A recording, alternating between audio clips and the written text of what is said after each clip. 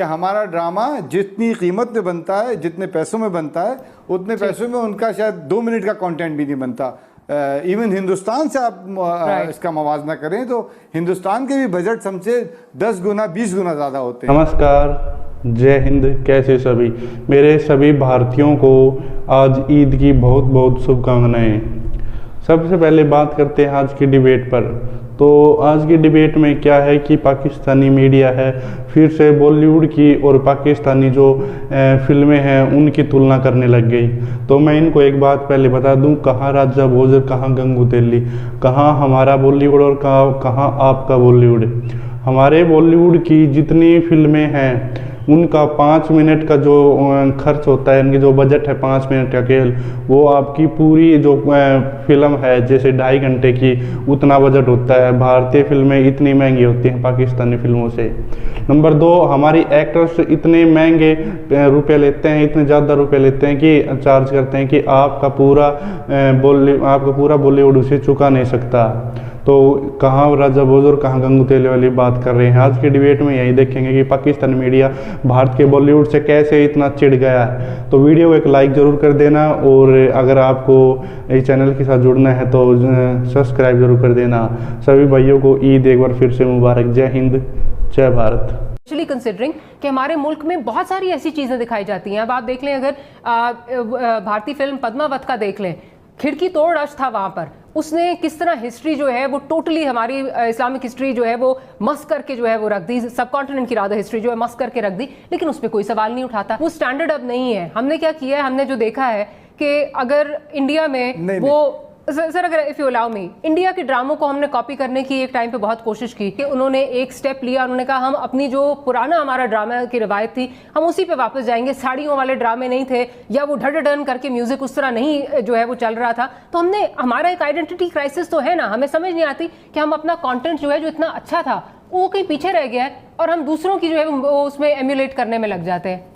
और दूसरी बात ये कि जब स्टार प्लस आया था, स्टार प्लस को हमने एक तरह से हमें एक हार्ड टाइम दिया था स्टार प्लस ने। हमने उस ज़माने में, उस ख़ास ज़माने में कुछ ऐसे ड्रामे बनाए जो उससे मुमासलत रखते थे, बावजूद इसके कि हमारा ड्रामा जितनी कीमत में बनता है, जितने पैसों में बनता है, उतने पैसों में उनका शायद 2 मिनट का कंटेंट भी नहीं बनता। इवन हिंदुस्तान से आप इसका मवाजना करें तो हिंदुस्तान के भी बजट हमसे 10 गुना 20 गुना ज़्यादा होते हैं। तो साहब ये बताइए, जो मैं आइडेंटिटी क्राइसिस की बात कर रही थी जिसमें हमने स्टार प्लस के ड्रामों की जो है वो बात की, हमारा भी जो है वो ड्रामों में उसी तरह जो है वो गेटअप होने शुरू हो गए, वही स्टोरी लाइन्स, उसी तरह कैमरा एंगल्स हमने सारे कॉपी करना शुरू कर दिए। और फिर थोड़ा सा with all due respect to Saifi साहब, थोड़ा सा उनसे डिसएग्री ये करूंगी कि स्टार प्लस को मेरा ख्याल है हम शायद उस तरह नहीं हमने निकाला। स्टार प्लस पे जब वो बैन लग गया कि स्टार प्लस उस तरह एयर नहीं हो सकता था, तो we were left with no choice. क्या आप समझते हैं कि हमारे यहाँ पे आइडेंटिटी क्राइसिस बन जाता है, हम अपनी चीज़ को उस तरह वैल्यू नहीं करते, और जो चीज़ अक्रॉस द बॉर्डर स्पेशली आती है वो हम समझते हैं कि बहुत ही कोई आला चीज़ है? एक्चुअली हिस्टोरिकली तो ये बात दुरुस्त है, और मैं आपको इस तरह के म्यूजिकल एग्जांपल्स दे सकता हूँ। जुनून का एक एल्बम आया सयोनी, वो पाकिस्तान में रिलीज हुआ, पाकिस्तान में उसके वीडियो चले, स्पॉन्सर्ड, ये वो फलां चलते रहे। तो album never really sold initially. फिर वही एल्बम इंडिया में रिलीज हुआ, और जुनून को आपने देखा वो वहां पर चैनल वी अवार्ड्स पे थे, और वो स्टेज पे गा रहे थे, और बिल्कुल फ्रंट रो पे जो थी वो उनकी कोई बहुत बड़ी बॉलीवुड के एक्टर्स और एक्ट्रेसेस जो थी वो लिपसिंग कर रहे थे उनके साथ, उनके गाने को एंजॉय कर रहे थे। और अगले दिन से वो एल्बम पाकिस्तान में जबरदस्त तरीके से बिकना शुरू हो गया। दूसरा केस सिनेरियो मैं आपको बता देता हूँ, बहुत इससे भी पीछे ले जाता हूँ आपको। माजी में हसन जहांगीर का एल्बम आया हवा हवा, पाकिस्तान में आया, ठीक है, सही चला, क्योंकि बॉलीवुड में जब वो फिल्म में चले उसके बाद तो वो गाने पाकिस्तान में वो एल्बम बिग रुका नहीं। फिर आपको तीसरा एग्जाम्पल दे देता हूँ, एक और साहब थे जो कि थे पाकिस्तानी, बदकिस्मती से उन्होंने अपनी आइडेंटिटी तो बिल्कुल ही गवा दी चुके वो पड़ोसी मुल्क चले गए। उनका एक एल्बम आया बरसात के नाम से, उसमें उनकी तस्वीर थी उनकी और उनके साथ उनकी एरिया की। वो एल्बम साउंड मास्टर ने पाकिस्तान में रिलीज किया, उसके गाने चलते रहे, उसमें हदीका कियानी की आवाज भी थी, डुएट्स थे, ये थे वो थे, वो गाने उन्होंने बड़े साउंड मास्टर ने रिलीज किया। मैं उनको बहुत अच्छे तरीके से सारे एल्बम्स को, लेबल्स को जानता हूँ। वो एल्बम नहीं बिका, फ्लॉप हो गया। उसके बाद वही गाने वहां पर जो हदीका की आवाज को लता से रिप्लेस किया गया और फिर वहां से एयर किया गया। पाकिस्तान में बिक के आग लग गई उस एल्बम को, वो मिले ना, वो इतनी पायरेट हुई कि जिसकी कोई हद नहीं।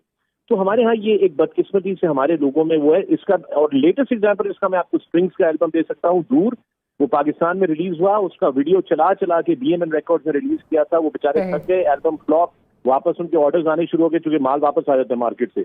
वही एल्बम जब इंडिया से लॉन्च हुआ और वो वहां पर स्ट्रिंग्स देता है इंडियन चैनल से, वो एल्बम पाकिस्तान में बिक के कोई मतलब रुकने का नाम ना ले। तो दिस इज अनफॉर्चुनेटली, मैं आपको म्यूजिकल रेफरेंसेस अपने उससे देख रहा हूँ फर्स्ट हैंड, तो ये होता है हमारे। लेकिन मसला ये है कि जुनेद ने बिल्कुल बड़ी जबरदस्त बात की और खान साहब ने भी बड़ा सही बात बोला। देखिए, हमारे यहाँ मयारी ड्रामे बन रहे हैं, मगर हम ये नहीं कह रहे कि हमारे यहाँ मयारी ड्रामे नहीं बन रहे। एक बहुत बड़ा सरकारी इदारा जिसका नाम पाकिस्तान टेलीविजन है, जिसके बड़े जो ऊपर के जो मैनेजमेंट के लोग हैं, उनकी 8-8, 10-10, 15-15 लाख रुपए महीने की तनख्वाहों के पैकेजेस हैं, वो कितना बड़ा डिजास्टर है कि वो 1 मिनट की भी ऐसी वर्थ वॉचिंग कंटेंट प्रोड्यूस नहीं कर पा रहा, और उसको एक फॉरेन कंटेंट के ऊपर जो है इतनी ज्यादा उसको रिकग्निशन मिल रही है, या एक प्राइवेट चैनल के बने हुए ड्रामे से उसको इतनी ज्यादा रिकग्निशन मिल रही है, यानी कि उनकी अपनी आउटपुट जीरो है। अब फर्ज कीजिए कि एक ड्रामा आया है, एक सीरीज आई है, और सारी दुनिया में मसलन जब 10 कमांडमेंट्स या बेनहर या किंग ऑफ किंग्स और इस किस्म की चीज़ें, और रामायण और महाभारत और मुख्तार और यूसुफ और तमाम चीज़ें ईरान में और तुर्की में और हिंदुस्तान में और दूसरे मुल्कों में चल रही, खुद हमारे यहाँ देखा जाता है, तो ये एक तरह का एक नाशाइस्ता बात है कि ज़रा सी बात को एक मुतनाज़ा बनाने की कोशिश और उसको सतही किस्म की जज्बातियत और सतही किस्म के तासुबात का मुजाहरा नहीं करना चाहिए। सैफी साहब, आपकी तरफ आती हूँ भी, जुनैद अच्छा, भी आप इश्तिहारात देखते हैं, एक ज़माना था कि आपने पूरे इश्तिहारात, हिंदुस्तान के इश्तिहारात और वहाँ के लोगों को लेकर इश्तिहारात जब यहाँ चलवाए जा रहे थे, उस वक्त आपने कोई बिल्कुल एब्सोल्युटली। तो इसमें साथ ये भी कंट्रोवर्सी आ रही है जी कि इसमें जो कपड़े दिखाए गए हैं वो एक हमारे बड़े ऑनरेबल हमारे आर्टिस्ट हैं, उनका ख्याल है जी ये लंडे के कपड़े हैं, और ये कैसी सीरीज़ है, लंडे के कपड़े हैं। जब स्पार्टकस में कपड़े इस तरह के पहनाए जाते हैं तो कोई जो है उस पर सवाल नहीं उठाता, गेम ऑफ थ्रोन्स में अगर इस तरह के कपड़े पहनाए जाते हैं तो कोई सवाल नहीं उठाता। बार बार मुझे ये क्यों लग रहा है कि जिस तरह एक हमारा शायद अपोलोजिस्ट जो है वो एक रवैया बन गया है कि हम अपोलोजिस्ट बन गए हैं। अगर कोई एक स्ट्रॉन्ग मुस्लिम कैरेक्टर दिखाया जा रहा है तो उस पर एतराज़ हो रहा है, चाहे बाहर के जो मर्जी आप देख लें, उस पर कभी ट्रेंड्स भी चल जाएंगे, उसको आप फॉलो भी करेंगे, ब्लाइंडली फॉलो करेंगे। यहाँ क्या मसला, क्या लग रहा है आपको? अच्छा, आई थिंक जो कहा गया था वो लंडे के वो कपड़े नहीं, वो लंडे का एज इन के इम्पोर्टेड चीजें, क्योंकि हमारे यहाँ इम्पोर्टेड कपड़े लंडे के कपड़े कहलाए जाते हैं। तो शायद जिन आर्टिस्ट का आप जिक्र कर रही हैं उनका पॉइंट ऑफ व्यू ये था कि मांगा हुआ या सेकंड हैंड या hand me down, there is no such thing as free lunch. वो कहते हैं ना, फेसबुक यूज करने के लिए, इंस्टाग्राम, ट्विटर यूज करने के लिए हम पैसे नहीं देते, so when you are not paying for the product then you are the product. तो खैर वो तो एक बड़ी लंबी बहस है। कपड़े का तो मुझे कोई इसमें इशू लगता नहीं, गेम ऑफ थ्रोन्स में तो काफी चीजों में तो कपड़े ही नहीं थे। लेकिन इसमें ये कि देखिए, जहां तक आप इसको एज एन एंटरटेनमेंट वैल्यू ले रहे हैं तो उसमें कोई हर्ज नहीं है, क्योंकि हमारे लोग जो है वो बेचारे जो है फिक्शन में और रियलिटी में, एंड व्हेन आई से fiction I mean dramatisation, fiction तो खैर नहीं, वो रियल स्टोरी है, उसमें फर्क नहीं कर पाते। जिस तरह आपने देखा कि वो हलीमा के इंस्टाग्राम पे पहुंच गए कि जी आपने वो कपड़े तो नहीं पहने हुए जो आप ड्रामे में पहनती थी। तो मतलब ये सतही मेयार है हमारे अवाम का। तो वो तो जाहिर फिर ये सोचने में बैठ जाएंगे कि जी अभी वो वहां से घोड़े चल के आएंगे और वो आके हमारा कश्मीर भी फतह करके देंगे और हमारा अफगानिस्तान में भी थोड़ा सा असर रसूख करेंगे। तो ये थोड़ा सा जो है ना कंफ्यूजिंग हो जाता है। हम दुबई में सेकंड नंबर की लार्जेस्ट पॉपुलेशन है पाकिस्तान की, लेकिन आप दुबई के किसी मॉल में चले जाएं आपको पाकिस्तानी रेस्टोरेंट नजर नहीं आता। बाहर मिलेंगे, मॉल्स के अंदर नहीं मिलता। क्यों? क्योंकि हमारे इमेज वहां पे क्या है कि ये टैक्सी वाले होते हैं, ये मजदूर होते हैं, हमारे बैंकर्स भी वहां हैं, इंजीनियर्स भी वहां हैं, लेकिन तादाद कम है।